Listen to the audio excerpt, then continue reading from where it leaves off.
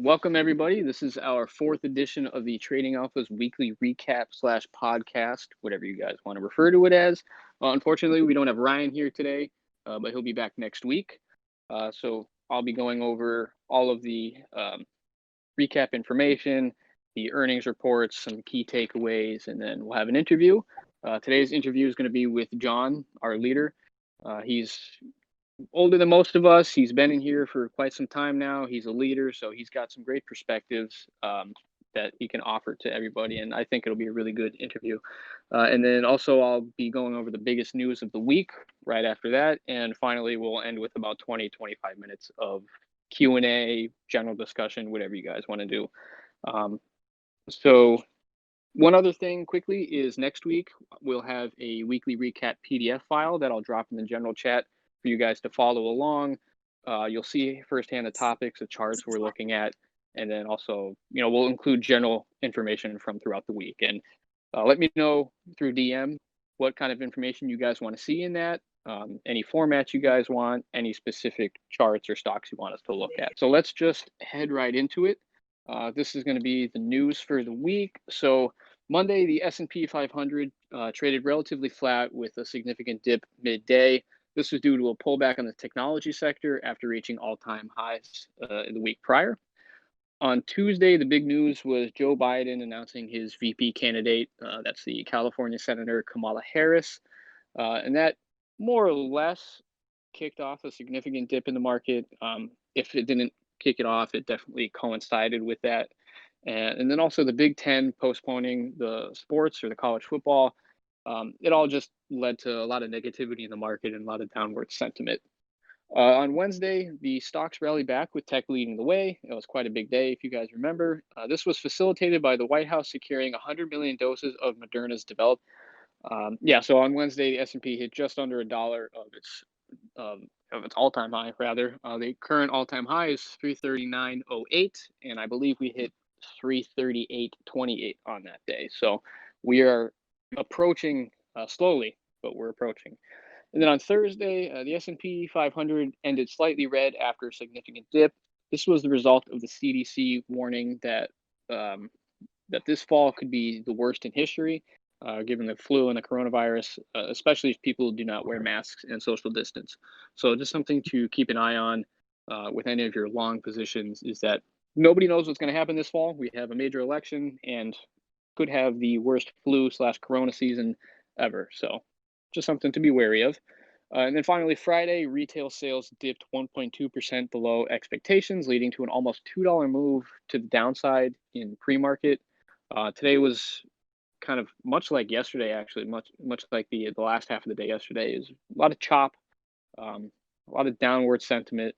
So, we ended kind of tough this week. It was definitely a tough week. Going into the earnings for the week, the major earnings that we saw, one of which was Lyft. Lyft reported a second quarter June 2020 loss of $1.41 per share on revenue of 339.3 million. So million. So definitely something to keep in mind for Lyft and Uber, especially in this quarter and the coming months, is the whole issue with California. So California is looking to classify Lyft and Uber's drivers as employees as opposed to contractors. So that will add a lot of taxable liability and employment insurance and unemployment insurance, rather, and a lot of costs to these ride-sharing companies. So just something to keep in mind, again, if you have any long positions on those. NIO reported a second quarter June 2020 loss of 0.16 per share, of 16 cents per share, sorry, but beat revenue expectations with 526.4 million. The consensus estimate was a loss of 35 cents per share on revenue of 485 million. So that was a pretty good beat on their part. NIO is definitely a growing company. It's one of those hype stocks that we all see on Facebook and Twitter and StockTwits and all that. But they are the Chinese version of Tesla, or one of the Chinese versions of Tesla. So another company to keep your eye on. Next, we have NVIDIA. They reported first quarter April 2020 earnings of $1.80 per share and revenue expectations with 3.1 billion. Revenue grew by 38.7% on a year-over-year basis. So that's a huge win for NVIDIA and chip stocks in general. We see AMD just made its all-time highs by a lot, actually, by over $20. So chip stocks and Qualcomm are all very hot right now, so definitely keep an eye on those. And then finally for earnings, we have AMC Entertainment.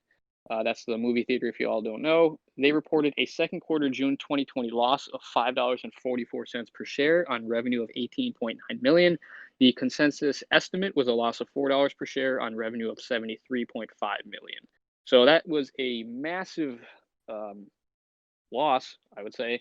They did pretty terrible, so I don't know if that's a buy or a sell at the moment, but I'm not touching that one for sure.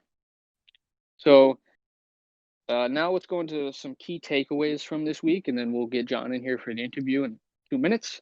One of the key takeaways here is the initial jobless claims that came out on Thursday were under 1 million for the first time since March. So unemployment is on the decline. Some of that arguably coincides with the end of the $600 federal stimulus that went to unemployment benefits. So let's keep an eye on next week's numbers. Let's see if maybe we can break below 500,000 for that week, and I think that'll help propel SPY. Any real breakout to or above the all-time high on the S&P 500 and SPY respectively would be a highly significant event, as this would officially mark a full recovery from our March lows, all the dip that was caused by coronavirus there.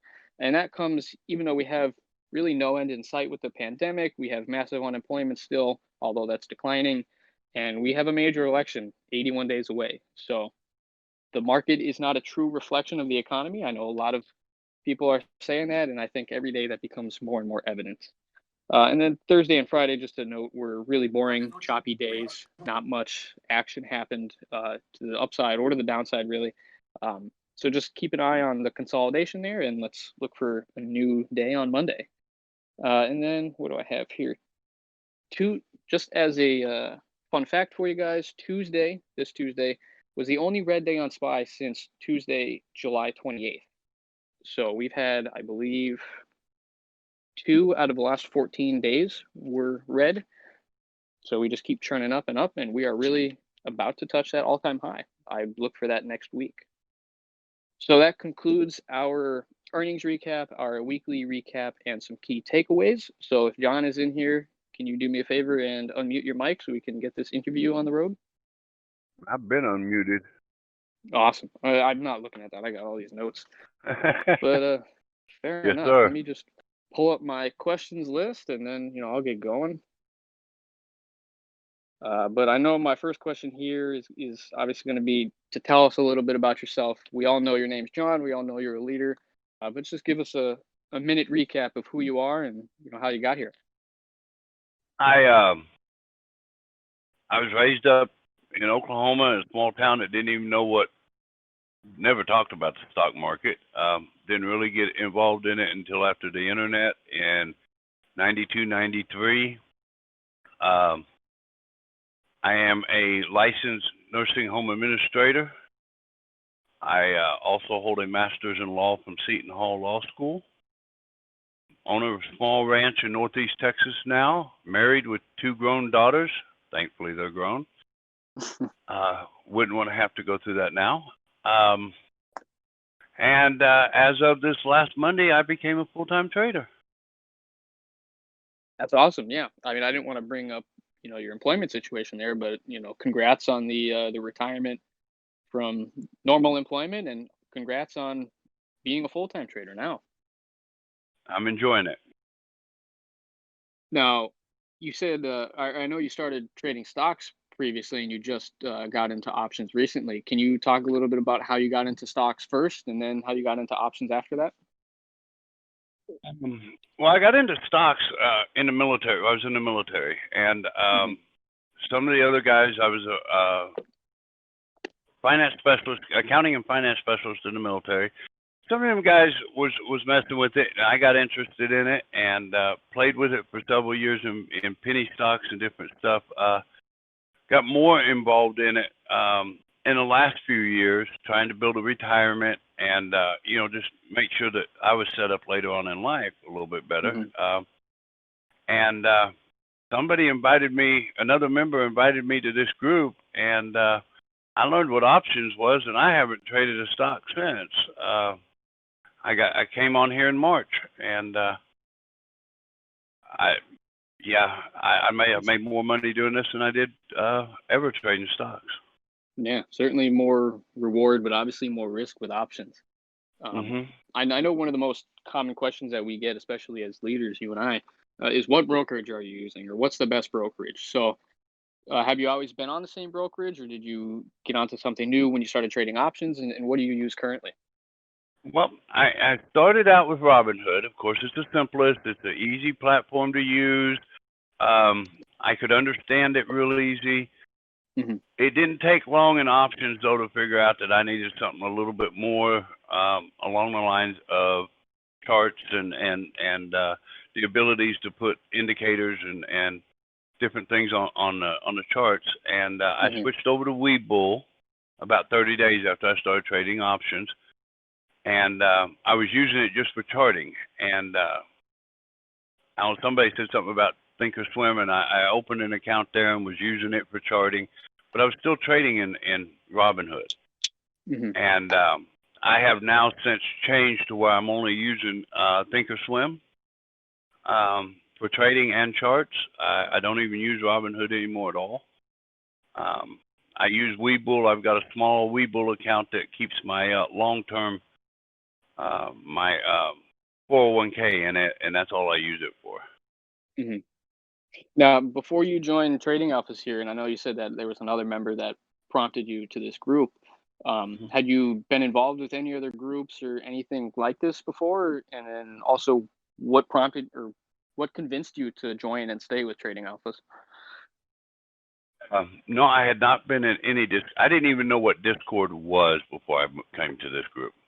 I didn't know what the Discord app was or anything. I was talking to a member here on Facebook in one of the groups on Facebook, and we talked for probably 3 or 4 days before I finally joined. And I said, well, that they were offering a deal at the time, and I took the Hmm. deal, and I thought, well, what have I got to lose? And I, it went from there. I mean, I grew a $2,500 account from the 1st of March to a little over 35K by the end of March. That's pretty impressive, especially for being within your first 60 days or so of trading options. Now, was there any trades, wins or losses that really stood out to you to this day? Well, I made all of that during the windfall of March, between March 6th and March 23rd, where everything was puts in. Oh yeah. But probably one of my best trades was an Amazon trade, a call in April. Hmm. And I don't remember how many contracts I had, but I do remember the profit on it was a little over 17K in 2 days. That's a pretty good profit. I think I took everybody would be happy with 17K. I took it after 48 hours of holding it. I just said, nope, I can't let that much ride another day. I gotta get out. Oh wow. Yeah, that's kind of a testament to everybody in the group. I think everybody has trades where they either hold it too long and lose it all, or they hold it all and they lose a lot of the profits they had. So I like that you bring up that you saw a number that you could not part with and you took that right away. Well, and the lesson to be learned from that is I gave it all back to Amazon the next week. Oh yeah, most of it or all of it or. All of it, Oof. and then some. Yeah, I think a lot I of us have got done that too. greedy. I got greedy. Got emotional over Amazon and paid a dear price for it. I like that you said you got emotional over it because one of my questions here is, that I know most of or one of the questions that we get asked the most is how do you control your emotions during trades, good or bad? So I guess could you talk about now what you've learned from that experience and how you handle your emotions currently? I trade with no emotion. I've got to switch it. I've learned how to just to shut them off. You have to in this business. My wife can be sitting across the desk from me and watching me, and she said she can't tell if I'm $20,000 up or $20,000 down if she couldn't see the screens. You have to turn it off. I learned that Amazon debacle is what taught me to turn it off. That was a huge loss that hit home hard, and Oh yeah. I learned right then you got to turn it off. You can't get emotional. If you can't try to chase back profits that you lost either. For sure. You know that Yeah. that was once I started losing on Amazon. I started trying to chase back that big hit again. You get them every now and again, but there's nothing wrong with taking. I learned there was nothing wrong with taking a $300 profit or a $200 profit. If it didn't look right to swing it overnight, you take the profit and you move on, and Of course, yeah. don't look back at it. That's a good point. So is there anything that you still currently struggle with when trading, or just something that kind of bothers you on a daily basis? Not really. I mean, I have my struggles with like everybody else. It seems like there's times when I get into something and it's going one way, and as soon as I get into it, it turns around and goes the other way. But we all have that, and there's no way to change it. That's just the market. So Yep. This chop is difficult to deal with. It really is. It takes a lot of emotional control to deal with this chop right now. For sure. Do you find yourself not trading as much or adjusting your trading style because of this chop? I have lowered my entry amounts by half. Oh, wow. This chop. So I took it from 1,200. I took it from actually more than half, because I took it from $1,500 a trade down to $600 a trade because of this chop. That way, I don't lose as much, and I don't make as much, but I'm making. I'm not losing as much, so in the end, I'm making more. Consistently, I'm making more. I could be making big gains here and big losses here, but I'm more consistent doing that. Good. Yeah, consistency is key. So with that, and with the last couple minutes of our conversation, do you have any advice to new traders? What do you think that they should do, and what's like one of the most important points that they should understand before getting into trading? The first thing, the most important thing is education. When I started here in March and I became a leader in May, I set out with the mindset that I was going to learn everything I could. And I still sit to this day and watch YouTube videos and read books and read articles and search the internet nearly every day to try to learn more about trading and what would make me better trader. I look at different indicators and can I use that? Do I understand it? Does it look like something that would work for me?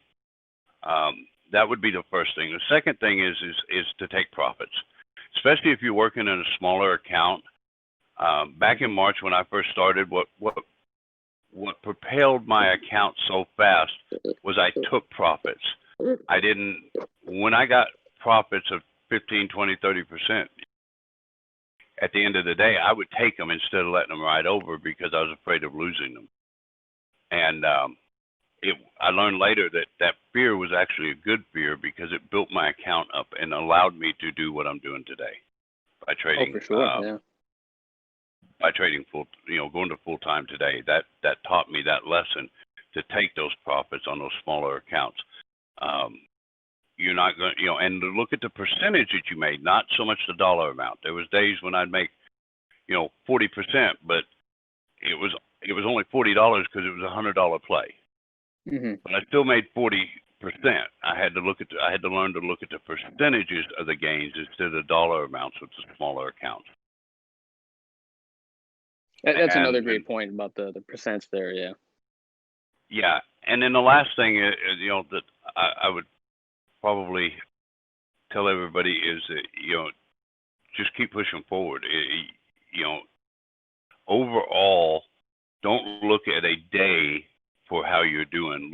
I look at a whole month of how I'm doing. I have an average that I like to make every day, and but I don't look at it on a daily basis. I look at the end of the month and say, okay, did I make my daily average for the month? Because you're going to have winning days, you're going to have losing days. So you can't get emotionally attached to, oh my God, I lost $1,200 today, or oh my God, I lost 500. When tomorrow you could make 1,000, and over a whole month maybe you average $200 a day, and that helps keep emotions in check as well by looking at that. Yeah, I love that you bring up, look at your monthly chart instead of your daily chart because, much like the stock market, SPY can tank today, but by the end of the month, it might be up $8. And I think we all have that experience where we have a really, really bad day or bad string of days, but on the month as a whole, it's really not that bad, or you might end up being in the green. So that's just something that everybody I think needs to keep in the back of their mind is, you have a bad day today and maybe one tomorrow, but they're not all going to be bad, and we will have those winners. So that's really something that I think we all need to take to heart there. Um, so I guess one of my last questions here is your trading style. What's your secret sauce? Is there a certain indicator you like? Uh, Everybody does something differently. So what's your style? I do a lot of day trading, just outside of the money, and I don't. Again, I don't have a favorite stock because I think when you get into the favorite stocks, then you start getting into the emotion of that stock. You get emotionally attached to it. So I don't have a favorite stock. I mean, I've traded a lot of different ones. I've got a screener that I use, and there's a lot of free screeners out there, and I watch those during the day to see what's going up. And I look at the charts. I use Bollinger Bands. I'll switch it back and forth between one chart that has Bollinger Band, one that has the EMAs. I also have RSI and MACD down below that I watch on those to see where it is and watch the volume on it. If there's no volume, then if it's going up and no volume, then a high volume candle could bring it right back down to where it was. So, and I use, for day trades, I use a 15-minute, 5-minute. For swing trades, I use the 4-hour and daily charts with those same indicators on them to see what might happen with it. Right. From there. Good stuff. So then my last question here is, we all know you're full time now, but what are your goals, either near term or long term, with trading and with trading alphas in general? Well, I never thought I'd be a leader in this group when I joined it. Trust me. Becoming a leader here has been an honor that I don't take lightly. So as far as with trading alphas, I don't see me going anywhere else. Like I said, I was never in one before this, so this group has treated me so well, and I've done well with it that I don't see me going anywhere else. I have no interest in owning a Discord or doing even owning part of this one. I don't want that headache. I'm happy with just sitting here trading and teaching people. I want to be able to teach others where I came from and not forget where I came from, and teach them how to get to where I am. That's probably my biggest goal right now as a trader, is to teach people. I love it. I love helping people. That's awesome. Awesome. So, I'm right there. I'm right there with you. I'll go ahead and say it. I'm 53 years old, and I did 20 years at my last job and retired, and I plan on sitting here just making some extra money and helping people. That's it. Awesome. Well, hopefully, we get you for another 20 years here too. I hope so. Yeah, that would be awesome.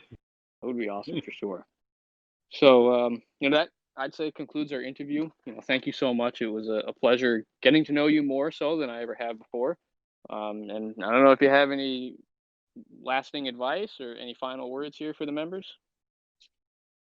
The only thing is, if you don't